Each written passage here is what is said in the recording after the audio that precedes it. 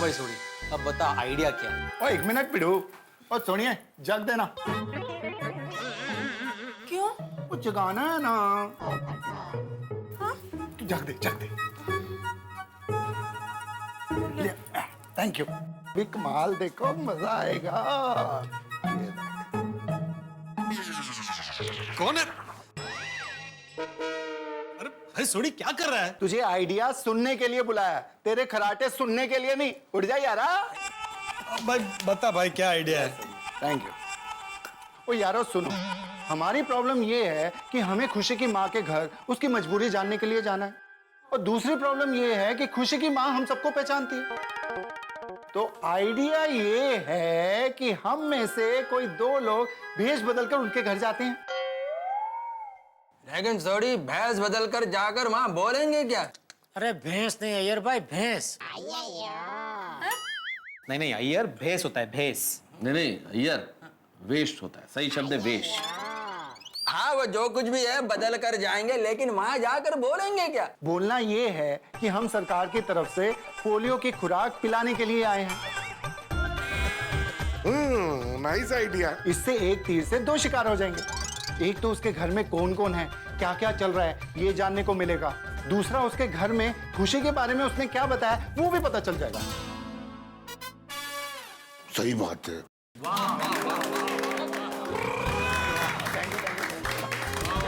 सोनी क्या जबरदस्त दिमाग चला है भाई। मैं अपने सारे शब्द वापस लेता हूँ, तू ब्रिलियंट है। हाँ बहुत बढ़िया आइडिया, वेरी गुड आइडिया। और थैंक यू बाबू। और देख लिया ना, और जीप चलाने वाले दिमाग भी चला लेते हैं। रोशन एकदम सुपर आइडिया है। जियो जियो। Thank you darling, thank you. वाह छोटी वाह, आधी रात का जबरदस्त आइडिया सूझा तुझे भाई। और थैंक यू जेडब्रा। और ये तो कुछ भी नहीं है, वो मैंने इससे और भी आगे की सोच के आप सबको आधी रात को यहाँ पे बुलाया है। हाँ, अगर मेरा आइडिया पास हो जाता है तो हमको तुरंत उस पे एक्शन लेना पड़ेगा।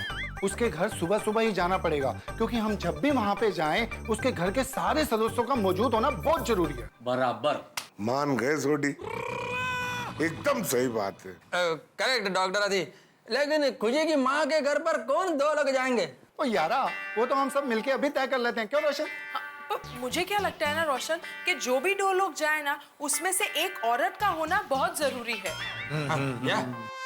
वो ठीक है ना, औरत तू है, मर्द मैं हूँ, दोनों मिलकर चलते हैं। अरे नहीं रोशन, मुझसे एक्टिंग वैक्टिंग नहीं होती है।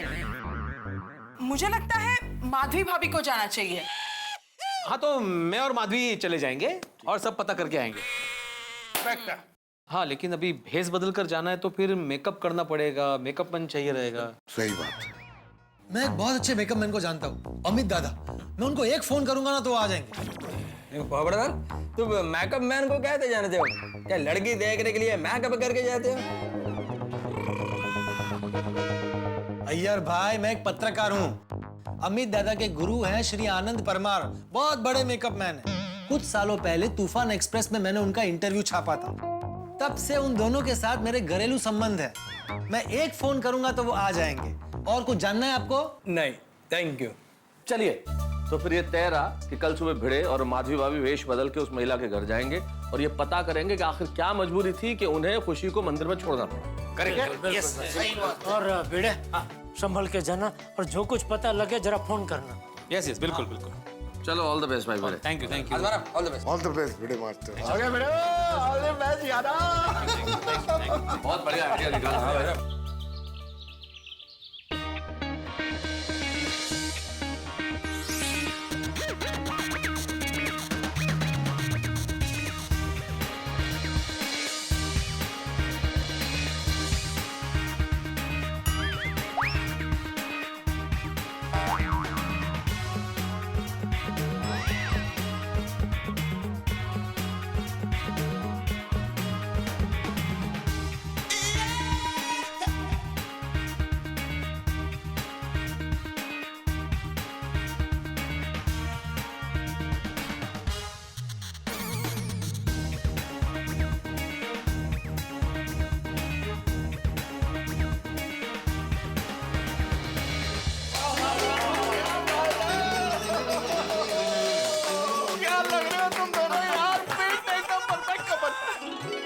भाई वाह वाह वाह अमित दादा, थैंक यू भाई, आपने और आपकी टीम ने तो कमाल कर दिया। बहुत कमाल है। माधवी भाभी, भाई भिड़े बिल्कुल पहचान में नहीं आ रहा है। आपको क्या पोपट भाजी, ये तो मुझे भी पहचान में नहीं आ रहे। अच्छा सुन भिड़े, संभाल कर जाना भाई, और वो एड्रेस रख लिया ना? हाँ हाँ है। हाँ बिल्कुल डरना मत है तू। नहीं नहीं नहीं अजीब बात नहीं, तुम चिंता मत करो पोपटलाल, हम जाएंगे और खबर निकाल के आएंगे। Yes. All the best both of you. Madhavi, हमने ये भेस तो बदल लिया, लेकिन वहां जाके झूठ बोलना है हमें। ठीक है, वो अच्छे काम के लिए अगर झूठ बोला जाए ना तो वो सच से बढ़कर होता है हमेशा। और वैसे भी हम लोग ये सब खुशी बाड़ा के लिए कर रहे हैं ना। यही आए स्मरणा। अभी आप एड्रेस पूछिए ना किसी को। हाँ लेकिन किसको पूछूं? आए आगे किनको पूछता हूँ? भाई साहब, ये पता बताएंगे जरा कहाँ है? आई एम सॉरी, लेकिन हम लोग इस एरिया में नए हैं, तो हम भी एड्रेस ही ढूंढ रहे हैं। ठीक है, ऑल द बेस्ट। हाँ आपको भी ऑल द बेस्ट। चला पुढे बघू। एड्रेस के हिसाब से तो यही जगह लग रही है। हाँ फिर भी एक बार पूछ लेते किसी से। हाँ पूछना तो पड़ेगा ही। अरे भाई साहब, कहीं आप एड्रेस तो नहीं ढूंढ रहे हैं ना? क्या? नहीं नहीं, हाँ आप यहाँ कब से हैं? 10 मिनट से। क्यों? नहीं नहीं, इनके कहने का मतलब है कि आप इस एरिया में कितने सालों से हैं असल? हाँ। अरे मैं पैदा ही यहीं हुआ हूँ, कुछ प्रॉब्लम है क्या? नहीं थांबवलं आपण। नहीं आप बता सकते हैं शेखर कुमार कहाँ रहते हैं यहाँ? वो उधर रहता है, सामने। अच्छा अच्छा, मतलब ऐसे जा सकते हैं? हाथ नीचे रख के जाएंगे तो भी आ जाएगा।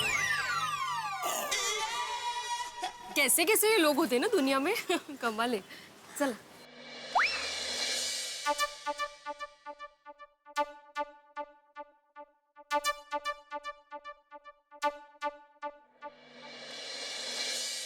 अरे लल्ला के बाबूजी, गोली ले लीजिए, गोली। होली होली तो बिल्कुल नहीं है लल्ले की माँ। क्या बोलती है? अरे मशीन डालिए, मशीन। जी, कमाल करती है लल्ले की माँ। इस उम्र में हरिद्वार जाने के बजाय तुझे चीन जाना है। अरे मशीन डालिए, कान में मशीन। अरे हाँ हाँ क्या? सुरभि बेन नहीं दिखाई दे रही है। हाँ वही। गोली ले लीजिए, गोली। माधवी, तुम्हारा अंदाजा सही निकला। यही है खुशी की माँ। उस दिन आई थी ना सोसाइटी में मंगलसूत्र ढूंढने के बहाने। अरे सुनो बेटा, जरा यहाँ आना। मम्मी पापा है घर में? हाँ है। जरा बुलाओगी? जी बुलाती हूँ। पापा कोई अंदर आया है। बहू जरा देखो कौन है दरवाजे पे। जी। माधवी, वो लोग आ रहे हैं। तुम्हें घबरू न कहा, बिंदास करा। हाँ?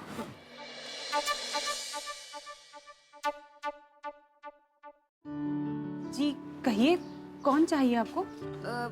सरकार की तरफ से पोलियो ड्रॉप्स देने आए हैं। कौन है सुरभि? जी वो पोलियो के टीकाकरण के लिए आए हैं। मुझे ऐसा लग रहा है कि जैसे मैंने आपको पहले भी कहीं देखा है।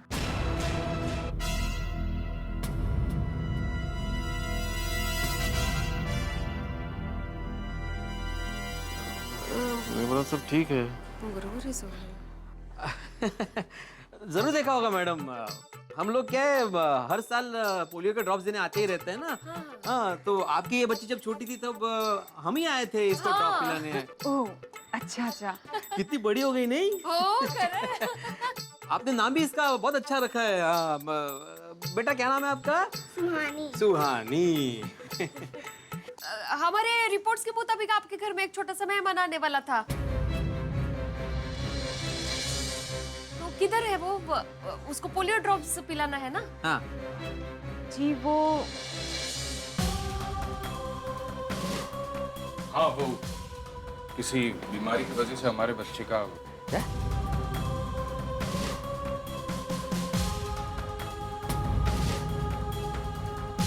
ओह सॉरी, हाँ हमें मालूम नहीं था।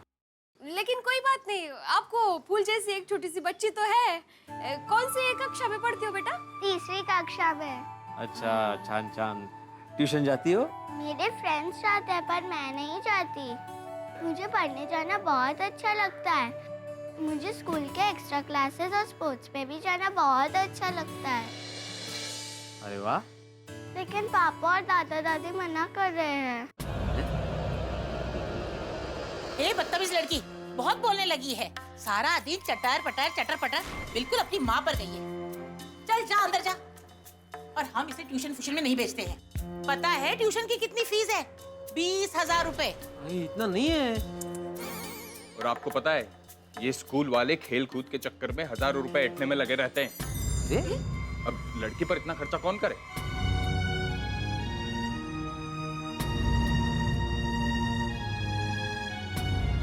और पहले ही स्कूल का इतना खर्चा है और फिर ये खर्चा तो बेकार है ना। स्वीकार है? अरे लल्ले की माँ, हम सब इसका विरोध कर रहे हैं और तुझे स्वीकार है? कैसे विचारे इन लोगों के माधवी। अरे पिताजी, स्वीकार नहीं बेकार है। मशीन लगाई है अपनी। अरे हाँ बेकार है। हाँ बेटा बेकार है। अरे लेकिन आप अपनी बेटी को पढ़ा रहे हो, उसमें बेकार का खर्चा कहाँ से हो गया? अरे भाई साहब, लड़की को इतना पढ़ा लिखा के क्या करना है? रॉकेट में उठा के चांद पे थोड़े भेजना है। हाँ, लड़की जात है, उस पर खर्चा करना मतलब पैसे की बर्बादी। और नहीं तो क्या। और फिर अगर ज्यादा पढ़ लिख गई तो लड़का मिलना भी तो मुश्किल होगा ना शादी के लिए। बिल्कुल, मेरी बीवी इसे घर में थोड़ा बहुत पढ़ा लेती है, बस उतना ही काफी है। पापा मुझे भी जाना है ट्यूशन। अपने फ्रेंड्स के साथ ट्यूशन जाना है पापा, प्लीज।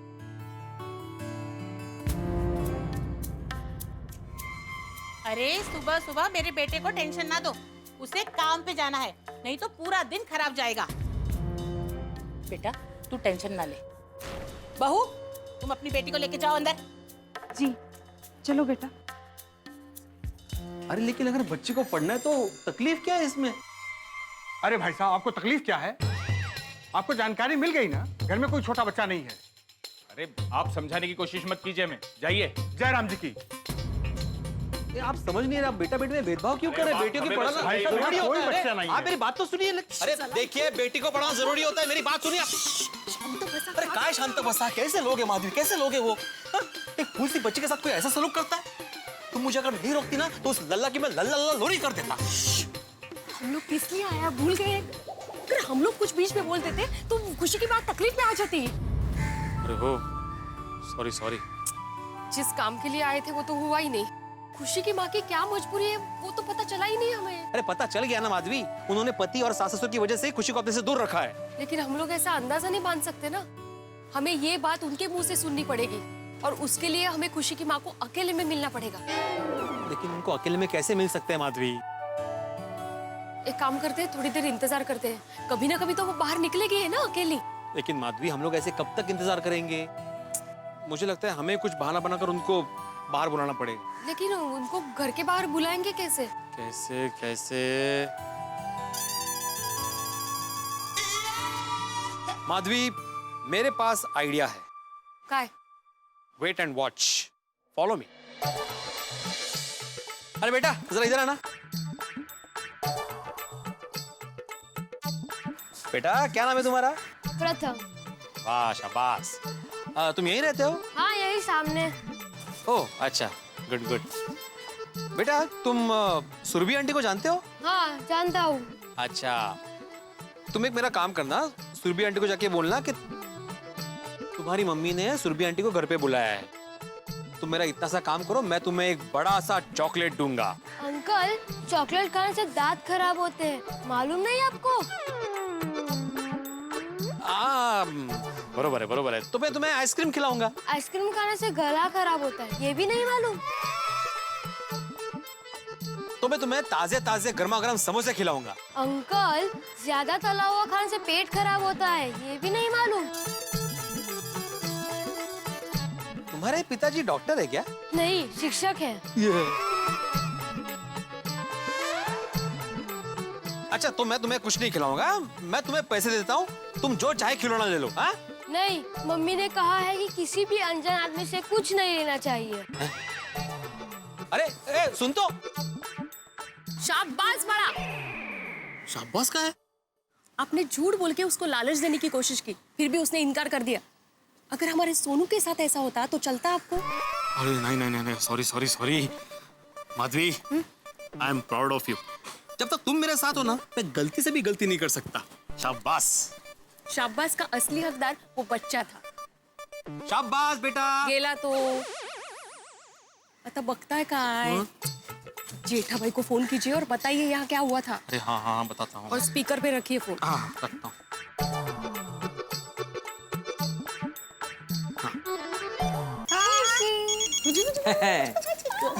दया बापूजी, भिड़े का फोन है, स्पीकर पे कर। हाँ हेलो जेठालाल। हाँ भिड़े बोल। हाँ क्या पता चला तुझे? वो एड्रेस बराबर था ना? हाँ जेठालाल, सुरभि बहन इधर ही रहती है। दया भाभी, सुरभि बहन यही रहती है लेकिन बहुत बुरे हाल में रहती है। मतलब खुशी उनकी दूसरी बेटी है, उनकी और एक बड़ी बेटी भी है। और जेठालाल, जो हमने देखा है ना, उस हिसाब से तो सुरभि बहन के सास ससुर, यहाँ तक कि उसका पति भी उनके साथ बहुत बुरा व्यवहार कर रहे हैं। हाँ, और मुझे तो लगता है इन लोगों ने ही सुरभि बहन को खुशी को छोड़ने के लिए मजबूर किया है। कैसे लोग हैं ये? बापूजी, मैं तो कहता हूँ हम पुलिस को अभी कभी वहाँ ले जाते और ये मामला अभी कभी निपटा देते। नहीं टप्पू के पापा, अभी हम कुछ भी नहीं जानते हैं। पहले सुरभि बहन को बुला के सारी बात जान लेते हैं, उसके पहले हमें कुछ भी नहीं करना चाहिए। जेठिया बहू सही कह रही है। हमें खुशी की माँ से सब कुछ जान लेने के बाद ही तय करना चाहिए कि आगे क्या करना है। हाँ आप लोग ठीक कह रहे हैं, लेकिन उसके लिए हमें सुरभि बहन को अकेले में मिलना पड़ेगा, क्योंकि अपने घर वालों के सामने सुरभि बहन कुछ भी नहीं बोलेगी।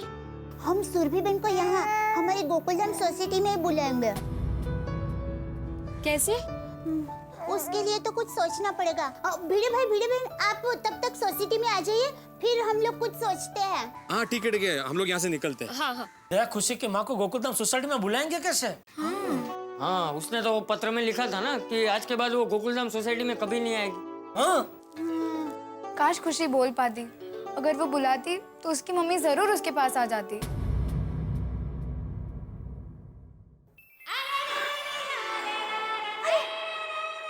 सोनू दिखा, क्या आइडिया दिया है। सुरभि बहन को यहाँ गोकुलधाम सोसाइटी में अकेले बुलाने का आइडिया मिल गया। क्या? जब बेटी बुलाती है तो माँ को आना ही पड़ता है। जब खुशी अपनी मम्मी को बुलाएगी तो सुरभि बहन दुनिया के सारे बंधन तोड़ के यहाँ गोकुलधाम सोसाइटी में आ ही जाएंगे। तो क्या कहना चाहती है दया? कुछ समझ में नहीं आ रहा है। टप्पू दिखा। हाँ मम्मी।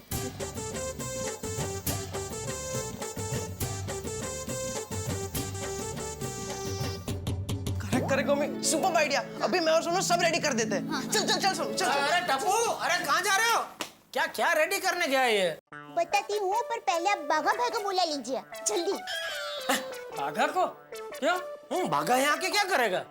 अरे सुरभि बहन हमारी सोसाइटी में सबको पहचानते हैं, लेकिन बाघा भाई को बिल्कुल नहीं पहचानते। हाँ, पर चल मान ले मैंने बाघा को यहाँ बुला लिया, फिर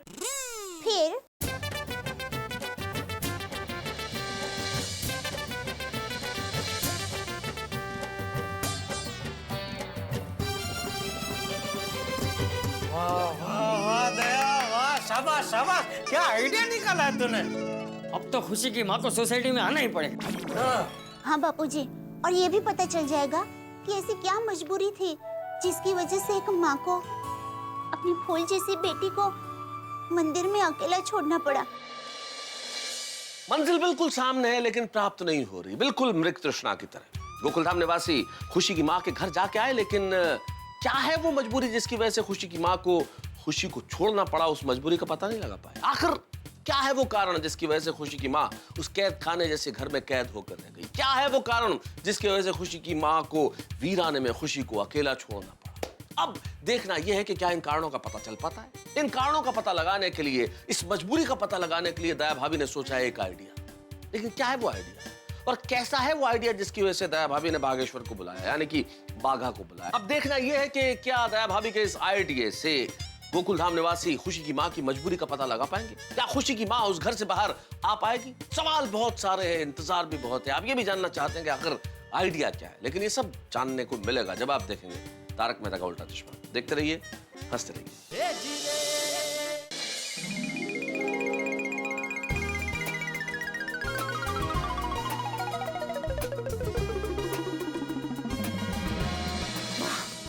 मस्त मस्त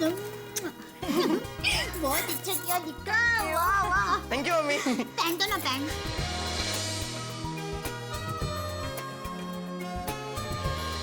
अब देखना खुशी की मम्मी कैसे यहाँ गोकुलधाम सोसाइटी में आती है। मम्मी ये लो, ये कवर।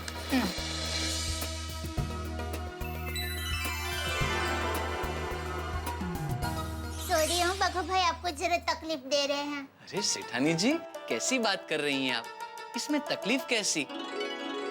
सयाने लोग कहकर गए हैं कि इंसान का जन्म दूसरे इंसान की मदद करने के लिए ही हुआ है, और फिर इस संसार में। ओ बागेश्वरानंद महाराज, अपना प्रवचन बंद कीजिए और दया माँ जो भी ज्ञान बांटने जा रही है उसका चुपचाप ग्रहण कीजिए। जी सेठ जी, हुकुम सेठानी जी। अच्छा बाघा भाई, आपको कुरियर वाले भाई बनकर इस पते पर जाना है।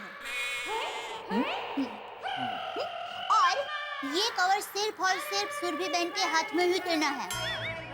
तथास्तु। मतलब आप फिक्र मत कीजिए सेठानी जी, आपने कहा तो समझो काम हो गया। लाइए। लेकिन भाई ठीक से सुना ना तूने, ये कवर सिर्फ और सिर्फ वो सुरभि बहन के हाथ में ही देना है। जी सेठ जी। और फिर तुरंत वहाँ से निकल जाना है। जी सेठ जी। और जाते जाते बीच में बावरी को मिलने नहीं जाना है। सेठ जी आप निश्चिंत हो जाइए, मैं यहाँ से निकलकर सीधा इसी एड्रेस पे जाऊंगा। तकलियास्तु। जी।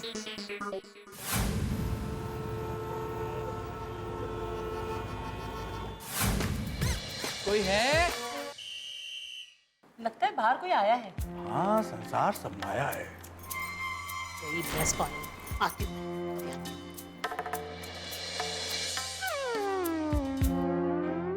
जी? सुरभि जी?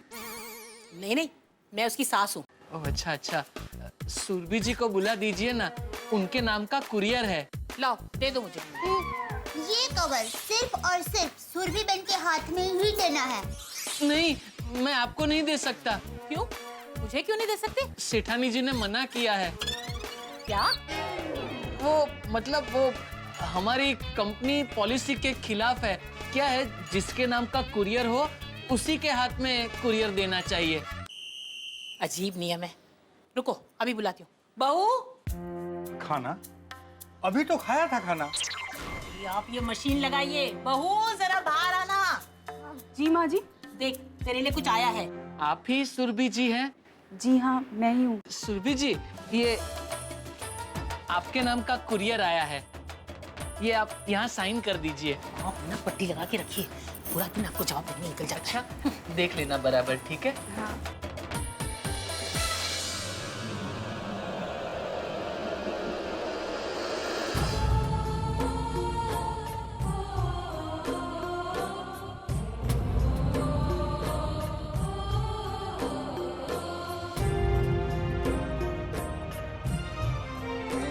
अरे क्या है बहू? कुछ नहीं माँ जी, वो अरे जरा दिखा तो सही क्या है। वो किसी और का है, हमारे यहाँ गलती से आ गया। मैं अभी देकर आती हूँ। भाई साहब,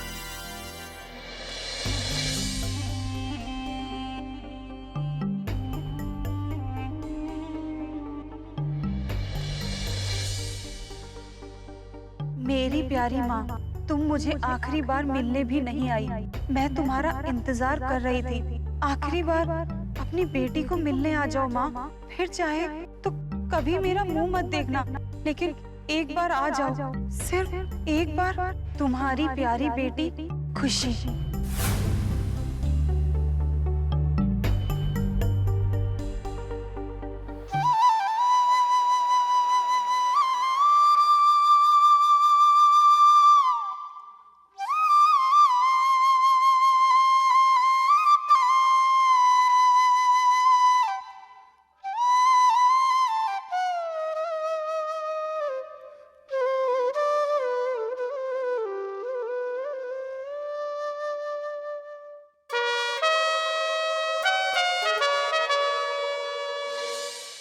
अरे बहू, कागज देकर आई? खाई खाई में तो मैं उसी दिन गिर गया था जब मेरी शादी हुई।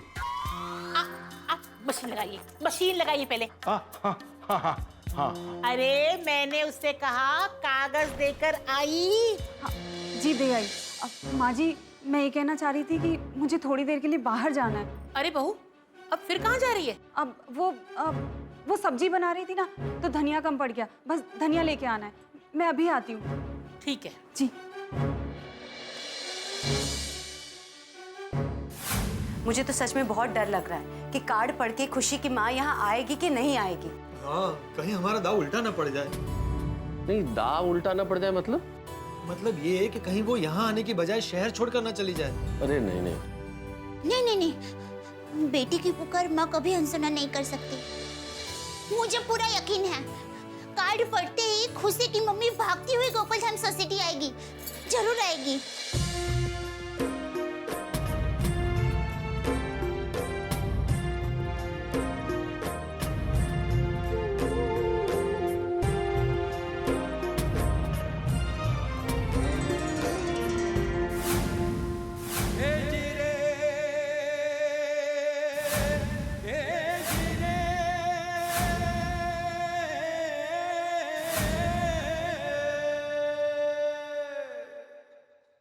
सब यहाँ? आइए सुरभि बहन, आइए।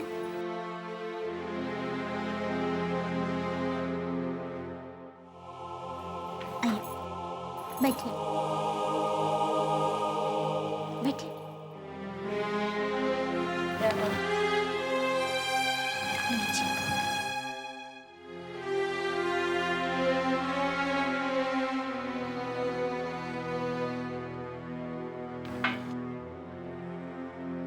हमने कार्ड भेजकर आपको यहाँ बुलाया है।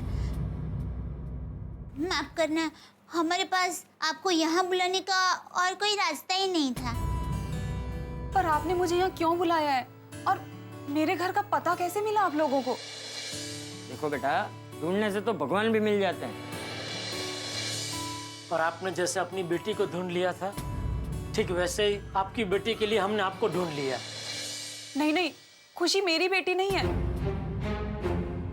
वो आप ही की बेटी है। मैं उसकी माँ नहीं हूँ। अच्छा, तो अगर आप उनकी माँ नहीं है, तो शुभम मैटरनिटी होम में उसे किसने जन्म दिया था? हाँ। और अपनी बेटी की रक्षा के लिए अम्बे माता का लॉकेट किसने पहनाया था उसे? हाँ। और इतनी छोटी सी बच्ची को ये शिव मंदिर में अकेला किसने छोड़ दिया था? बोलिए। दोस्तों, देखो बेटा, हमें सब पता चल गया है, इसलिए हमसे कुछ भी छुपाने का कोई फायदा नहीं।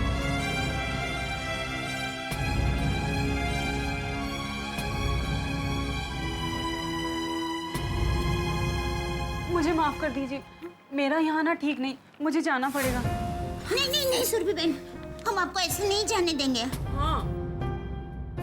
देखिए सुरभि जी, जो सवाल इतने दिनों से हम सभी के मन में है, उसका जवाब तो आपको देना ही पड़ेगा। सही बात है।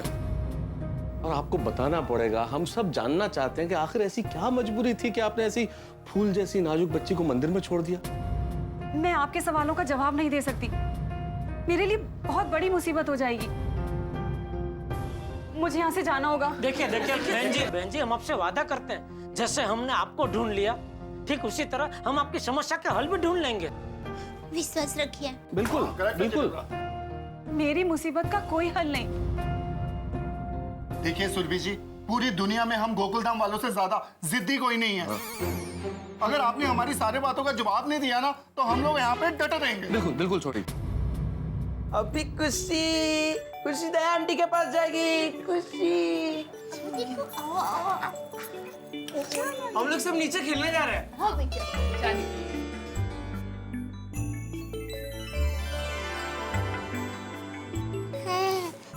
हमारे लिए ना सही, लेकिन खुशी के लिए तो आपको बताना ही पड़ेगा। प्लीज।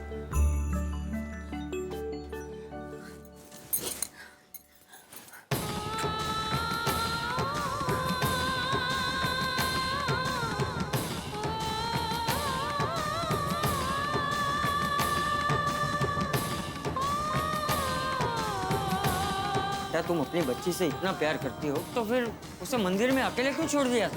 आप अपनी ही बेटी से मुंह क्यों मोड़ रही हैं? ऐसी क्या मजबूरी है? बताती हूँ।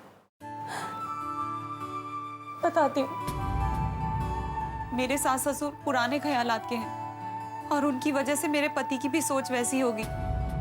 उनका मानना है कि बेटा वंश को आगे बढ़ाता है, माँ बाप का नाम रोशन करता है और बेटियां सर पर बोझ होती हैं। ये मुझे तभी पता चल गया था जब मेरी पहली बेटी सुहानी का जन्म हुआ था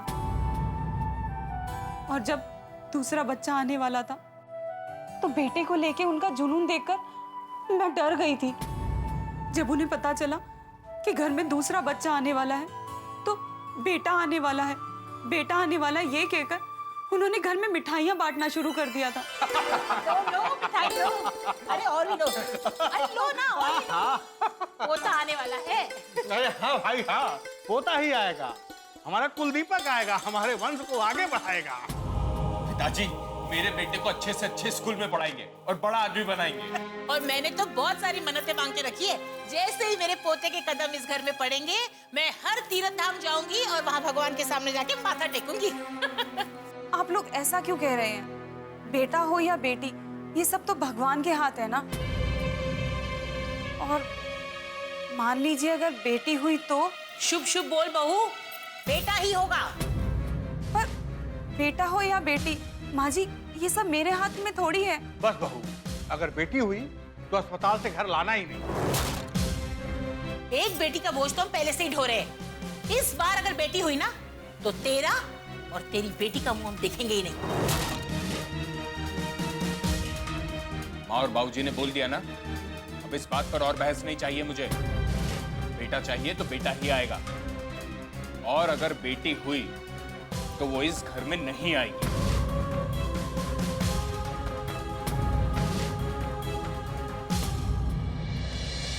मैंने अपने पति को भी समझाने की कोशिश की पर वो भी मेरी एक सुनने को तैयार नहीं थे।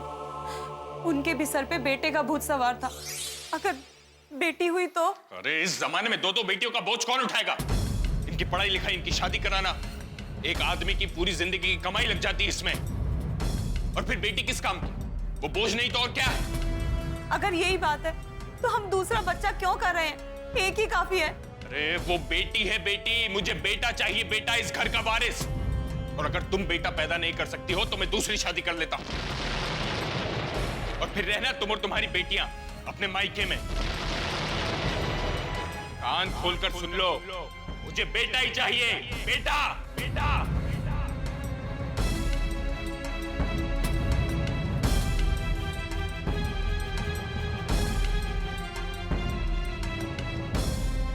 और हुई बेटी।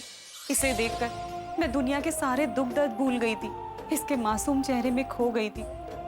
जब मेरे पति और सास ससुर अस्पताल आए और उन्हें पता चला कि बेटी हुई है तो वो इसका मुंह देखे बिना ही चले गए। मैंने उन्हें रोकने की बहुत कोशिश की पर वो नहीं रुके। मैं अपने ससुराल तो जा नहीं सकती थी, इसीलिए अपने मायके चली आई।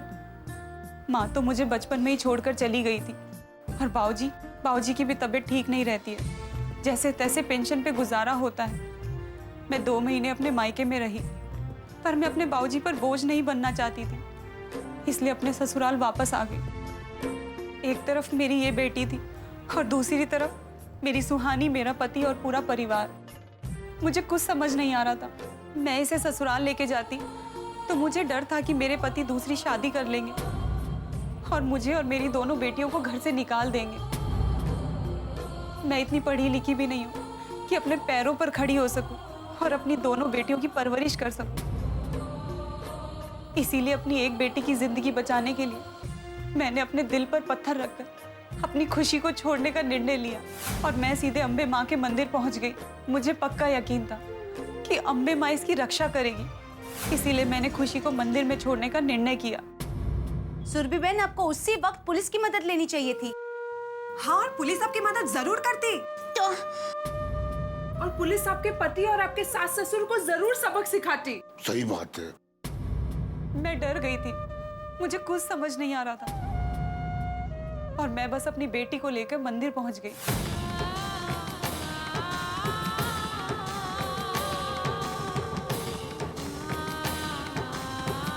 मैं अपनी बेटी को मंदिर में छोड़कर जाना चाहती थी, लेकिन मेरे कदम नहीं उठ रहे थे।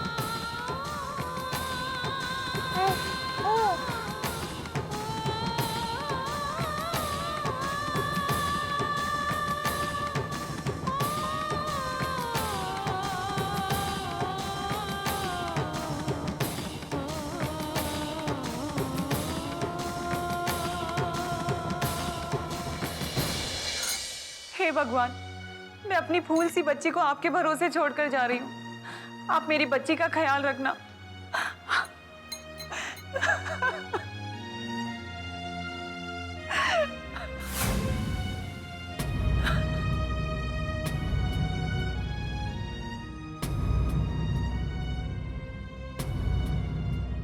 अभी मैंने एक सांप को वहां आते देखा। मैं उसके पास जाने ही वाली थी कि मैंने वहां आपको आते हुए देखा।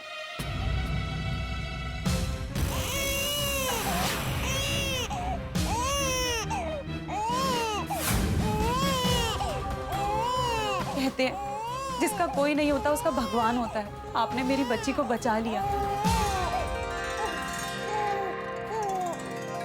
और उसे अपने हाथों में उठा लिया। मैं ये सब छिपकर देख रही थी।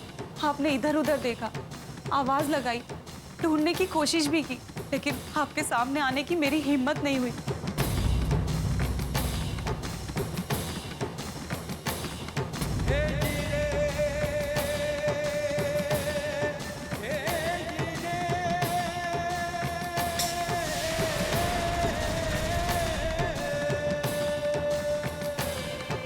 फिर आप बच्ची को लेके ऑटो में चली गई। मुझे कुछ समझ नहीं आ रहा था।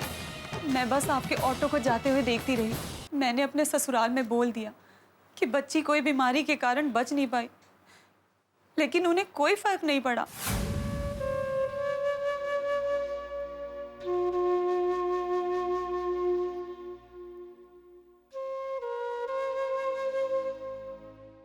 उस रात मुझे नींद नहीं आई। मैं आपके बारे में और अपनी बेटी के बारे में ही सोचती रही। मेरा दिल मेरी बच्ची को देखने के लिए तड़प रहा था। मुझे लगा कि आप बच्ची के माँ बाप को ढूंढने अगली सुबह मंदिर आएंगे, इसीलिए मैं भी मंदिर पहुंच गई और वहां आपके लगाए नोटिस को देखा और मैं सीधी गोकुलधाम सोसाइटी चली आई। मैंने देखा कि आप सब भले लोग हैं और आपने मेरी बच्ची को प्यार से भी रखा है। आप उसके माँ बाप को ढूंढने की कोशिश भी कर रहे हैं। मेरे लिए इतना ही काफी था। मैं रोज अपने आप को रोकती रही, लेकिन मेरी ममता मुझे खींच के गोकुलधाम ले आती और फिर मैं छुप छुप के अपनी बच्ची को देखती थी।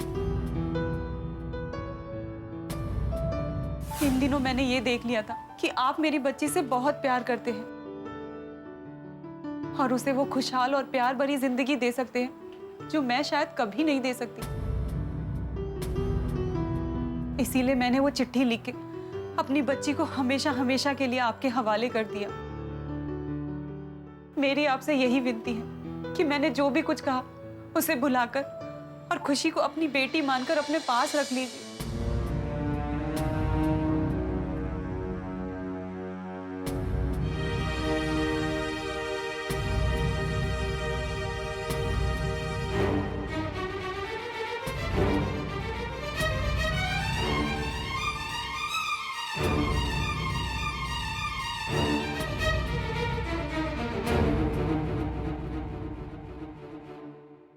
दोस्तों, अंततः पता चल गया कि खुशी की मां की मजबूरी क्या है। लेकिन खुशी की मां की बात सुनकर हम सबके सिर शर्म से झुक गए। एक तरफ दुनिया जहां इतनी तरक्की कर रही है, इंसान चांद पर पहुंच गया है, वहां खुशी की मां के ससुराल वालों की सोच आज तक गर्त में है। जो लोग बेटियों को बोझ समझते हैं, उन पर अत्याचार करते हैं, उनके साथ दुर्व्यवहार करते हैं, बेटियों की फूल जैसे हाथों से कलम छीन लेते हैं, उनको आसमान में उड़ने देने के बजाय उनके पंख काट लेते हैं। तो अब गोकुलधाम निवासियों के सामने एक बहुत बड़ी चुनौती है, वही चुनौती जो इस वक्त देश के सामने भी है। खुशी की मां के ससुराल वाले जैसे लोग हैं, उस तरह के लोगों को सबक सिखाना, उनकी अक्ल ठिकाने लगाना, उन्हें बताना कि बेटियां कितनी महत्वपूर्ण होती हैं। अब देखना यह है कि क्या करेंगे गोकुलधाम निवासी, किस तरह से खुशी की मां की मजबूरी को दूर करेंगे, किस तरह से खुशी की मां के ससुराल वालों की अक्ल ठिकाने लगाएंगे। ये सब आप जान जाएंगे जब आप देखेंगे एक मस्ती भरा एपिसोड तारक मेहता का उल्टा चश्मा का। देखते रहिए, हंसते रहिए।